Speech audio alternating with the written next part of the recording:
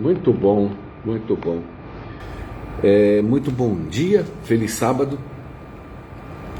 Vamos meditar hoje, dia 18 de dezembro de 21, na palavra de Deus, no livro de Mateus, capítulo 24, verso 35. Mateus 24, verso 35.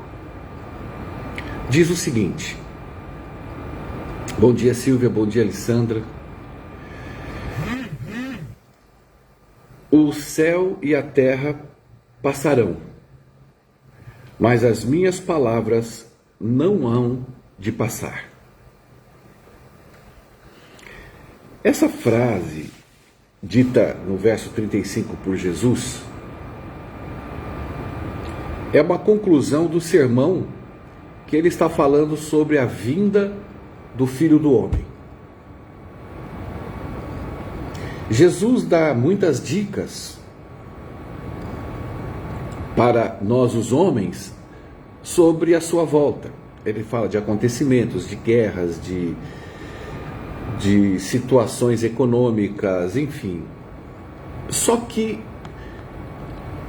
na realidade, essas são dicas, como ele conhece a pequena fé do homem, ou a falta de, ele dá localizações externas para a gente ficar apercebido. É o mesmo que dizer assim: isso vai ter sempre, então fique preparado sempre. Ele não está dizendo que quando ouvires falar de guerra, quando acontecer o sol, a lua passar, cair, que eu estou voltando. Não, porque tudo isso aconteceu e ele não voltou. Guerras e rumores de guerras a gente ouve desde sempre. Se você ler e estudar o livro de história, você vai ouvir isso. O que ele quer dizer aqui é que o mundo é isso. E que a nossa dependência e preparação dele tem que estar a todo momento. Não é porque tem guerras, ou conversas de guerras, ou pestes, né? Jesus está voltando por causa da Covid. Você vê que são coisas ilógicas. Porque Jesus não está dizendo isso. Olha, quando você ouvir isso, quando acontecer pragas, pestes, eu estou voltando. Não, porque ele não voltou. A gripe espanhola ele não voltou. Na época de Ellen White, ela ficou doente, sangrou pelo nariz. Toda a comunidade ali ao redor dela praticamente morreram. Paulo achava que Jesus ia voltar pelos indicativos. Agora, qual o maior indicativo que é certeiro? Não são os externos, porque o ser humano trabalha sempre na parte externa. O que ele vê, o que ele percebe. Ele vê conversão em alguém quando ele nota uma mudança de quem é cabeludo, cortou o cabelo, de quem usava jeans rasgado, agora usa terno. Então, esse visual para ele é conversão. E Jesus sabia disso. Mas o maior sinal que Jesus nos dá é a própria igreja. Somos nós. É o esfriar do coração. É a mornidão se tornando fria, nem morna mais. Esses são os fatores singulares, indizíveis, aonde você pode perceber que Jesus está voltando para salvar os escolhidos, porque Satanás irá tentar fazer perder os próprios escolhidos. E como ele consegue isso? Mentindo na sua palavra. Como ele vai mentir para quem já vive no erro? Ele não precisa mentir. Aqueles que têm a Bíblia e vivem dando dízimos, todo o dinheiro que tem, oferta para receber o dom do Espírito Santo, para falar em línguas, essa mentira é tão grande, tão grotesca, que o diabo não precisa nem trabalhar ali. Qual a relação entre a mentira que o diabo quer pregar com a mentira já existente dentro da religião? Agora, ele tem que trabalhar aonde? Aonde supostamente existe a verdade. Onde as pessoas, tanto as que vivem na mentira, acham que têm a verdade, como aqueles que têm a verdade acham que as têm e vivem mentiras.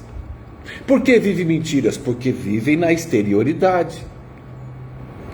Porque brigam, gritam pelos acontecimentos do mundo. Você não viu agora o símbolo da ONU, que parece lá de Daniel, o leopardo? Como essa exterioridade levanta o coração dos crentes que dizem ter a verdade e começam a dizer que está chegando um governo mundial? Porque todo olhar da mentira é externa. Jesus nunca mandou olhar para fora, mas sempre mandou olhar para dentro. Jesus sempre disse que o reino não está na vinda dele, mas está dentro de nós. Mas isso não entra na cabeça do ser humano, porque o ser humano, pela falta de fé, pela pequenez e rigidez da sua fé, olha o externo. O tempo todo. Por que que líderes carregam multidões? Porque oferecem o externo. Por que a pregação que eu prego não é muito bem-vinda na igreja? Porque eu prego o interno. Porque eu procuro fazer com que nós da igreja olhemos quem nós somos e o que não somos, que é o pior. Porque sempre a igreja acha que é alguma coisa. A igreja está sempre, em algum momento das suas vidas, ou quase que sempre, achando que é a rainha do pedaço, por conhecer ou dizer que conhece a verdade. Então nós vamos notar que nós estamos numa grande dificuldade. Por quê? Porque o ser humano vive lutando contra a morte a vida toda. Agora, o que você vai esperar dos seres humanos ou da igreja que busca lutar contra a morte a sua vida inteira? Nada. Porque quando Jesus diz para você que você tem que morrer para viver, como a sua mente e a sua localização está sempre em lutar contra a morte, você não vai ouvir o apelo de Jesus para morrer. Você vai ler, vai dizer, Jesus é palavra de Deus, mas no seu interior, na sua mente, no seu viver, você não acata, não aceita. Quando ele diz que o grão tem que morrer para poder nascer, você aceita no grão, que é externo, que é aquilo que vai te dar o alimento, mostrando assim que a morte traz vida. Mas os seres humanos, a igreja não quer morrer. Como eu sei que ela não quer morrer? Porque ela diz que tem vida em abundância. E como ela diz que tem vida em abundância? Pelo que ela aparenta. Ela se reúne no dia do Senhor, aparentando uma árvore frondosa, porém sem frutos. E esse olhar para a vida frondosa, para a vida que ela busca ter, o tempo todo, não as faz morrer para Cristo viver. Então é muito mais fácil eu viver uma vida frondosa, aquele caso do usa jeans rasgado e agora usa terno. A visão desse ato é conversão para a igreja. O resto não importa. Importa que você faz o número, que você devolva o seu dízimo e a sua oferta, que você se vista bem, não fale besteira, que aqui você não será tocado. E que concorde com a vida que nós estamos caminhando. A partir do momento que há uma discordância de colocação de vida e vida em abundância, você encontra problema, é mal visto e mal requerido no meio das ovelhas. Porque ao se diferenciar, essa luz vai brilhar. E ao isso acontecer, todo esse movimento vai tentar te abafar ou te trazer para o curral que eles seguem. Porque é mais fácil. Porque há uma dificuldade de entender a morte para ganhar vida. Porque a dependência deixa de ser tua. E é o que o homem não quer. O homem luta para não morrer o tempo todo. E quando você morre para Cristo, é crucificado em Cristo, quando você destrói o teu caráter para o caráter de Cristo entrar, os frutos disso tudo, dessa morte, desse caráter, dessa transformação de caráter, ou seja, sai o teu caráter ou fica de lado e entra o dele, o fruto ou os frutos disso é dele. E você perde. Por que você perde? Porque a humanidade nunca ganha de Deus. Ela sempre vai perder para ganhar as coisas de Deus. E o homem não quer perder as suas qualidades, os seus desejos, as suas vontades, as suas necessidades, a sua falta de fé. Se ele perder tudo isso, ele vai viver o que Paulo viveu. Já não mais eu vivo, mas Cristo vive em mim. Quem quer? Além do rio, existe um lugar, mas para aqueles que morrem. O vivo continuará vivo. Portanto, vivo, ele não passará pela morte e não poderá ressuscitar para a vida eterna.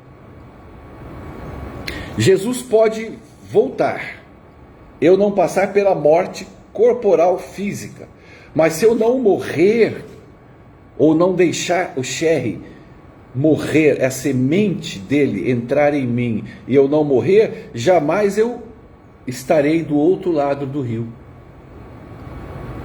Porque os vivos não estarão com Jesus. Jesus, para ir para o céu, primeiro morreu. E Jesus, para morrer em cruz, primeiro morreu em vida, porque ele mesmo testemunhava: não sou eu quem faço essas obras que vocês veem, é o Pai que faz em mim. Não sou eu quem falo essas palavras, porque essas palavras que eu falo não sou eu, é o Pai que fala em mim. Jesus disse: quando vos prenderes, os governadores te pressionarem, não fiqueis preocupados, porque o que vocês irão falar não é você, mas é o Espírito de Deus que vive em você.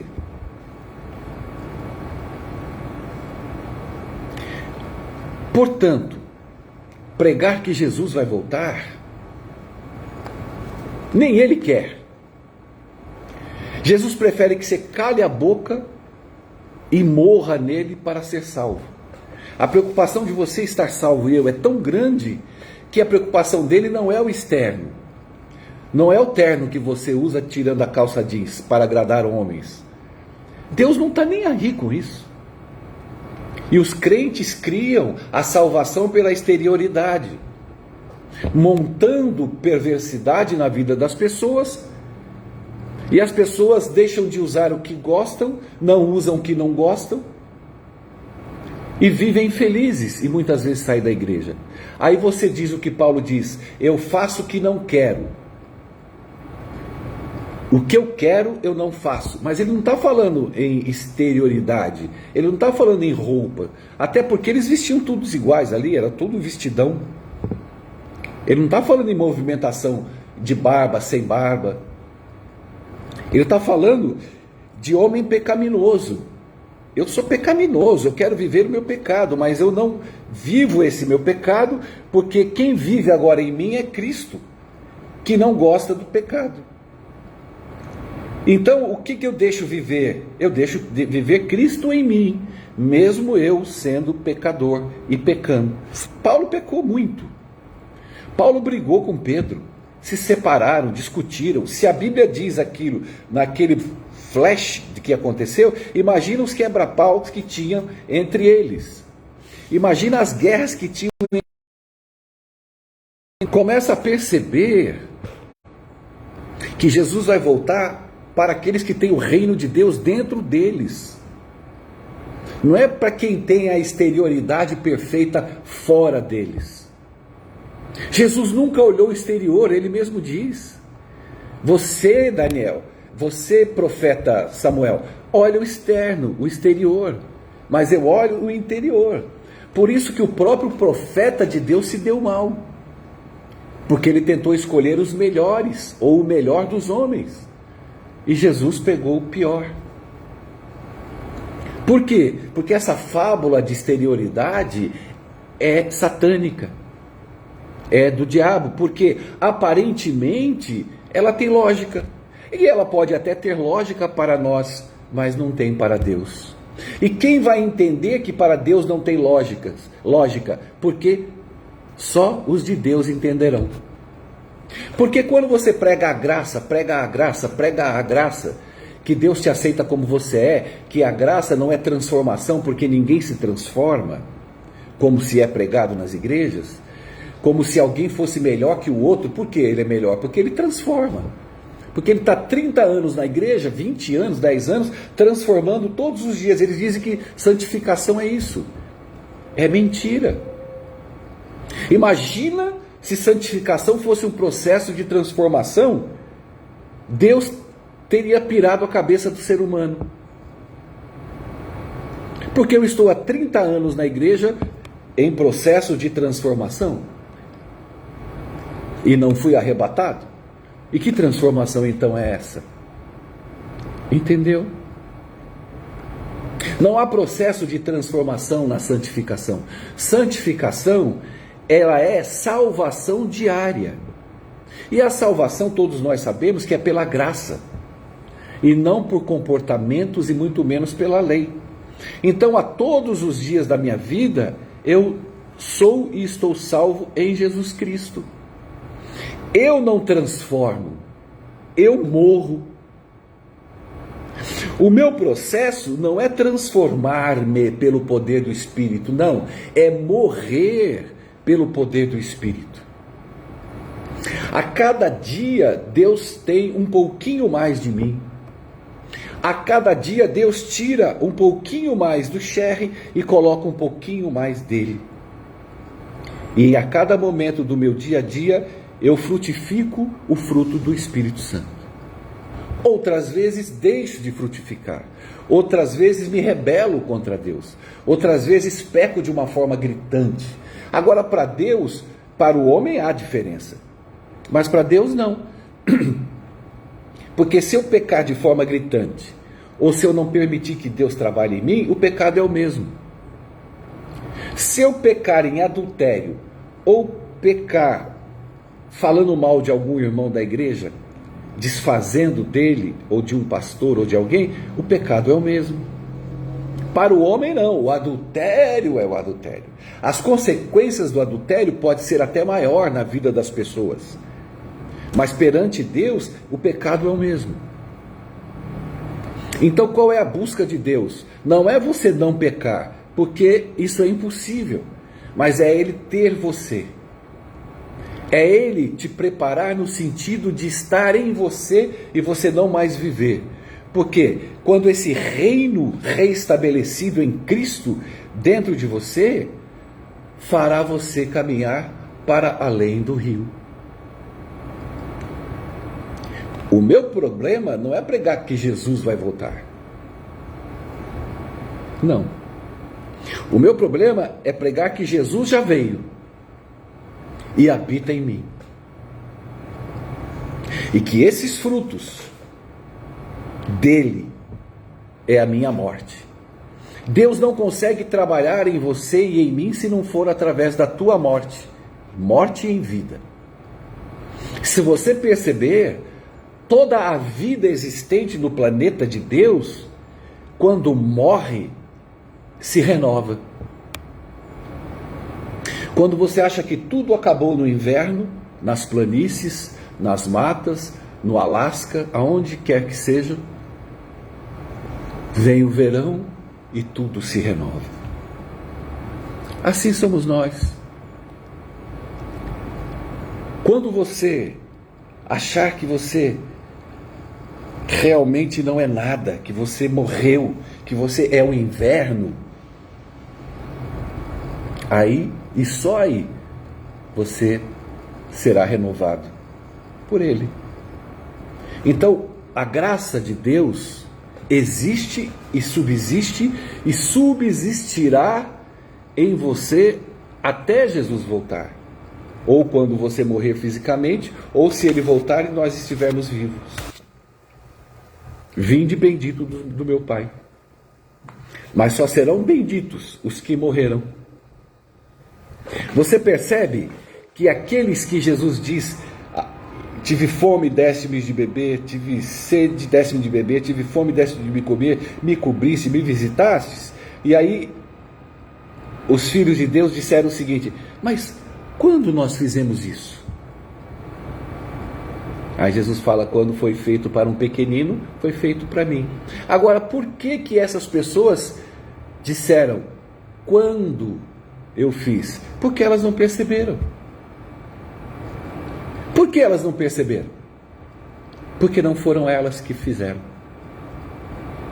Foi apenas os frutos do Espírito Santo em você. Quando você morre, Cristo vive. Tudo o que é feito você não sabe. E quando Deus pergunta: nossa, cara, você pregou para multidões, você fala: mas quando, Senhor, eu fiz isso? Agora, por um outro lado, os outros dizem: Senhor, Senhor, eu expulsei demônio em teu nome, eu guardei o sábado em teu nome, eu fui para a igreja todo sábado, nunca faltei um, só faltei na pandemia, eu devolvi os dízimos, eu orava de joelho, estudava a lição da escola sabatina. Jesus vai falar: apartai-vos de mim. Você vê a diferença de quem se diz transformado? Aí você diz para o transformado: poxa, então você é melhor que o teu irmão? Não, eu sou um trapo de imundícia, eu sou um lixo, eu sou pecador. Eles falam da boca, mas por dentro eles acham que são alguma coisa, porque foram transformados. Agora, os que têm a Cristo e o Espírito Santo, cada vez que olha para si, vê o quanto não foi transformado, o quanto precisam de Deus, o quanto pecador é, o quanto homem triste, apagado, que vive num submundo secreto do pecado. Quando você enxerga isso, Cristo vive em você. Por quê? Porque a presença de Cristo faz você se ver como miserável pecador. Tenha misericórdia de mim. Lembra da oração no templo? Enquanto o vizinho do templo, que era o sacerdote, ele achava que foi transformado. Ele achava que ele era o sacerdote, o cumpridor. Aquele que a cada dia abandona um pecadinho, um outro pecadinho, e que ele faz grandes coisinhas para Deus. É assim que eles pensam.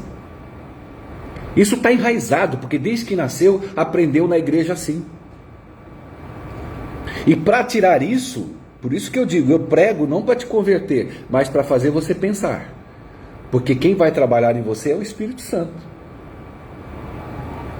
Porque o homem de Deus nunca se vê transformado. Nunca se imagina transformado. Se imagina dependente. E ele nunca vai ver as obras do Espírito Santo nele, porque não é ele quem faz. A cada atitude de bem, de carinho, de atenção, de cobrir o que tem frio, dar comida a quem tem fome, é feito de uma forma tão frutífera e espontânea que sai de uma árvore que não é tua, porque tudo é feito pela fé. E como eu sei que é feito pela fé? Porque a fé não depende de mim, a fé é um dom de Deus. A salvação é um dom de Deus. Tudo é dom de Deus. O fruto é dom de Deus. Você morrer, como nós pregamos hoje, na morte, para ele viver, é dom de Deus. Como Deus vai transformar algo que não é dom teu? Porque Deus iria me transformar, preste atenção. Eu vou te transformar. Opa, em quê? Em um homem excepcional. Fica em mim, que as pessoas vão ver Jesus em você. Esse é o pensamento que é pregado na igreja. Agora, se tudo é dele, se tudo é dom dele, o que de mim será transformado para eu ser alguma coisa? Não tem lógica. Nós vamos caminhar para o final agora. Não tem lógica. Por quê? Porque as estrelas existem por causa dele. O sol é a graça. A comida que eu como é a graça. Não é porque mas eu sou um bom homem, eu sou cristão, eu trabalho, sou honesto e por isso que eu ganho bem. Mentira. Tudo isso é dom, tudo isso é graça. Não há esperteza e sutileza em homem nenhum. Por isso que o esvaziar-se, o morrer para poder viver, é o caminho do reino dos céus. Jesus pode voltar 10 vezes. Se você não morreu em vida, jamais você estará ao lado dele no céu. Porque até para ir para o céu é um dom, não é transformação. Quando a pessoa diz, não sei onde elas tiram de texto fora de contexto, de que nós temos que trabalhar o nosso caráter, olha a loucura. Quando o meu caráter for parecido com o de Cristo, eu subirei. Se o meu caráter não for parecido com o de Cristo, eu fico. Olha a petulância de eu tentar ser parecido com Cristo. Mas é pelo poder dele. Deus não seria justo se ele desse poder para eu parecer com ele. Então ele teria que dar poder para você parecer também, para o outro. Então todo mundo teria poder para parecer com ele. Então Deus não busca pessoas para dar poder para você parecer com ele. Deus te dá poder para você permanecer dele, para que ele viva em você que se deixou morrer. Você morto, ele vive. Ele vivendo em mim, eu sou obrigado a ir para o céu. Deus não pode me deixar na terra. Porque Deus não está levando o Sherry transformado, mas está levando o Cristo que habita em mim. Eu me crucifiquei em Cristo Jesus. Morri. E quando os anjos voltarem do céu, eles olharão Cristo em mim. Não o meu caráter. Que caráter eu tenho ou você tem? Que caráter que você foi modificado? Que lixo, que loucura, que endemoniados. E quando os anjos voltarem e nós subirmos, não é o caráter do Sherry, tanto é que ele irá transformar o meu caráter quando ele voltar. Como é que eu vou ter o caráter dele e aí ele vai transformar eu no caráter dele? Diabólico, satânico. A igreja comprou uma mentira diabólica e vende essa mentira diabólica dia após dia há mais de 100 anos. E o povo engole isso como se fosse de Deus. E por que seremos perseguidos? Porque seremos a minoria a pregar a verdade e chamar o pecado pelo nome. Qual é o pecado que eu tenho que chamar pelo nome? De que você é pecador. Não os atos que você comete. De que a igreja é morna, é fria, é pecadora. Não está nem aí com Cristo, não está nem aí com o pobre. Não estão nem aí. São sabatistas. Agora, quando morremos, renasce Cristo. Renasce a vida. E renascendo a vida, quando Jesus voltar, além do rio, existe um lugar que iremos. Nós só iremos porque os anjos olharão Cristo aqui. A porqueira continua. Jesus está voltando, o Sherry não vai para o céu nem morto. Não vou. Eu sou bonzinho, me transformei, tenho bom caráter, parei de beber, de fumar, não sou mais gay. Eu posso fazer tudo. Deus vai olhar e falar, você não vai para o céu. Mas quando ele olha em mim, aí o anjo fala, mas Jesus está nele, o reino de Deus brotou nele. A cruz, ele morreu, Cristo está dentro dele, então tem que levar. Ele não pode ficar. Por quê? Porque nós estamos levando Jesus. E quando eles me pegam para me levar, aí Jesus fala, espera só um pouquinho. Você não pode entrar no céu não, Sherry. Um dia eu falei para um ancião discutindo comigo, que ele disse que gay não entra no céu. Eu falei o nome dele, eu falei, você também não entra no céu. Então não há diferença entre gay e você, crente. Não há diferença. É tudo a mesma porcaria. Aí Jesus, quando estiver nos levando por causa de Cristo, porque o caráter dele habita em mim e Deus me olha como se eu não tivesse pecado, então não adianta eu fazer coisa e transformar na minha vida, porque eu ainda assim serei pecador. Então quando o caráter de Cristo habita em mim, Deus olha para o caráter de Cristo e olha para mim como se eu não tivesse pecado. Ellen White fala isso. O Sherry não tem pecado. Por quê? Porque ele não peca? Não, porque Cristo está dentro dele. Ele morreu e meu filho vive nele. Então traga-o. Vamos festejar a eternidade com esse que deixou o caráter do meu filho viver na vida dele. Eu acho que ficou claro. Se não, volte desde o início desse vídeo para você compreender quem vai para o céu e quem fica na terra. E é tão simples, que muitos, ou a grande maioria, não entenderão essa simplicidade.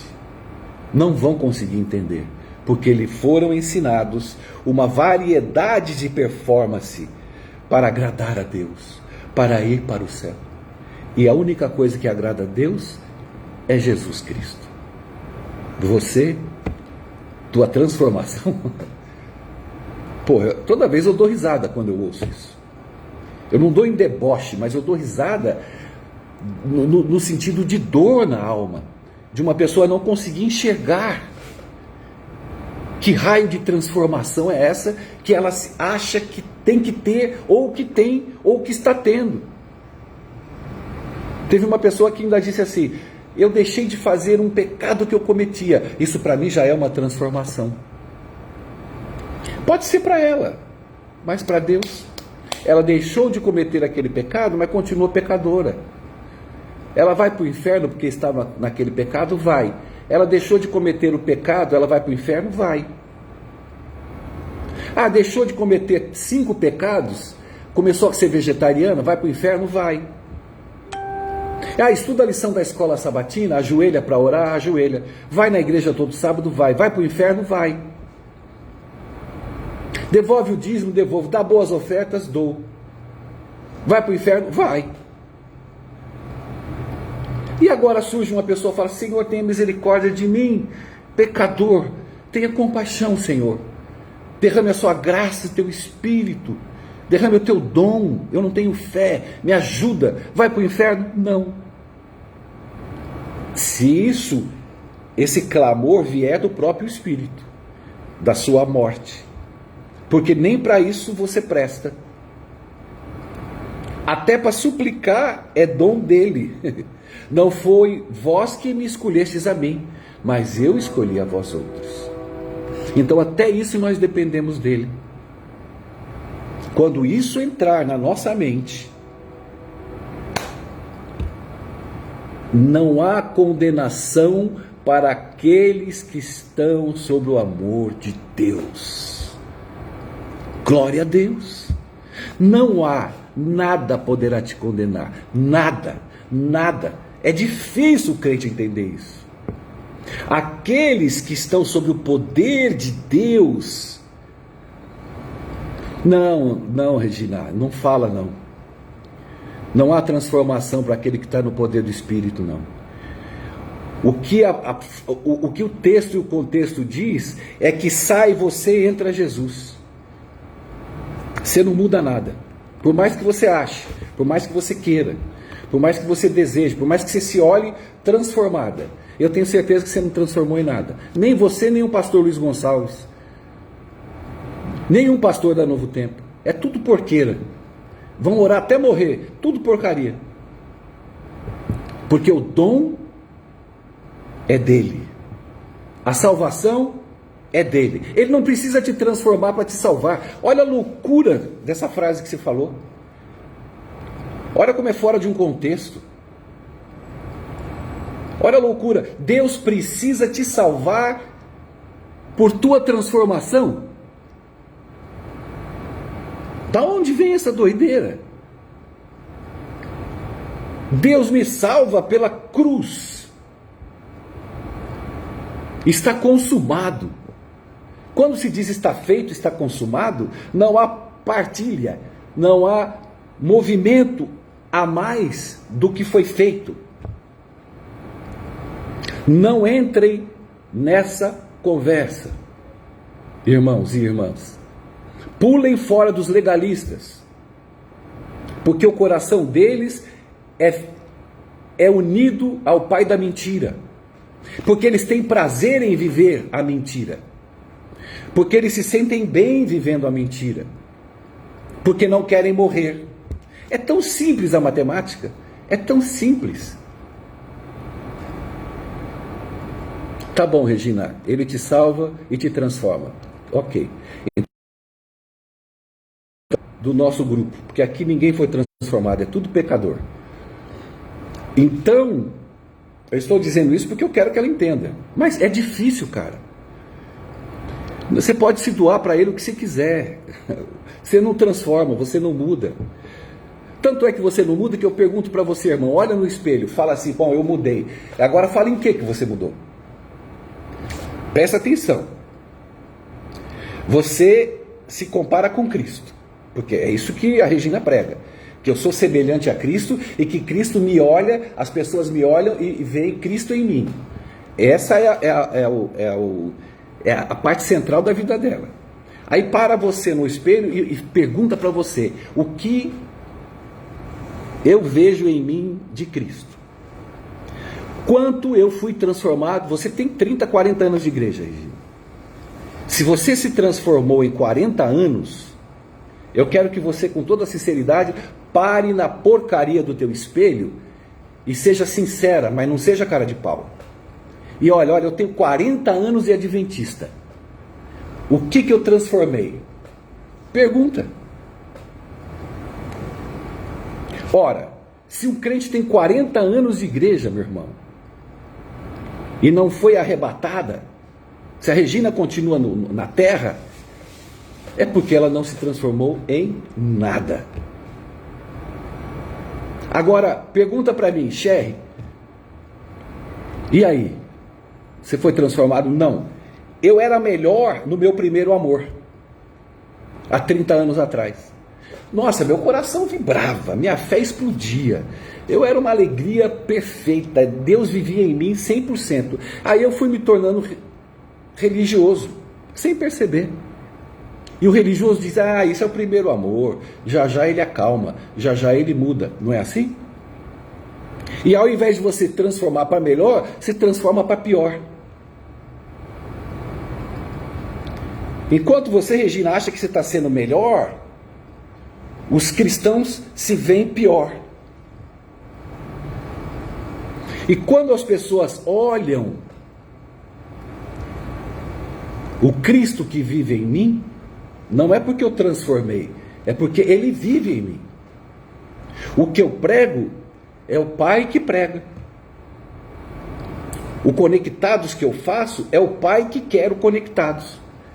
É Ele quem quer, é Ele que decidiu, é Ele que marcou, é Ele que tocou no coração das pessoas para ajudarem, e as pessoas ajudarem e atingiu pessoas que Ele quer atingir. Ele, não a minha transformação. Eu não me tornei um adventista legal. Oh, Senhor, eu estou há 30 anos, então eu vou fazer o Conectados, porque eu fui transformado, eu sou um crente e as pessoas vão ver o Senhor em mim. Se alguém vê Cristo em mim, ela não vê eu parecido com Cristo. Ela vê Cristo, é Cristo. É que nem um anjo. Eu vi um anjo em você. Onde está o anjo? Está aqui. Aonde está Cristo, Sherry, em você? Está aqui. Onde está o Sherry? Estou aqui. Quem que você está vendo? Não, estou vendo Cristo. Então ele está vendo aqui. Porque se ele olhar aqui, já era. Já era. Então, meus irmãos queridos, que Deus possa abençoar a nossa vida no seguinte sentido: mostrar quem nós somos e quem Ele é. Só assim veremos o reino dos céus. Porque enquanto você achar que você é alguma coisa, porque você foi transformado em alguma coisa, você não verá o reino dos céus. porque você falará a mesma coisa de sempre. Eu fiz o Conectados, eu preguei todos os dias, eu fiz um YouTube com 450 vídeos, eu tive mais de 2.000 visualizações, eu preguei para muitas pessoas.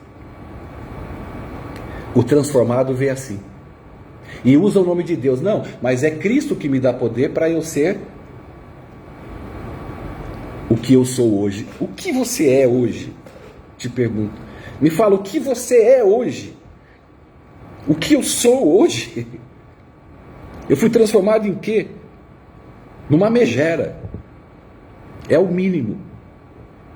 Então deixa Cristo te matar, porque só assim você renascerá para a vida eterna.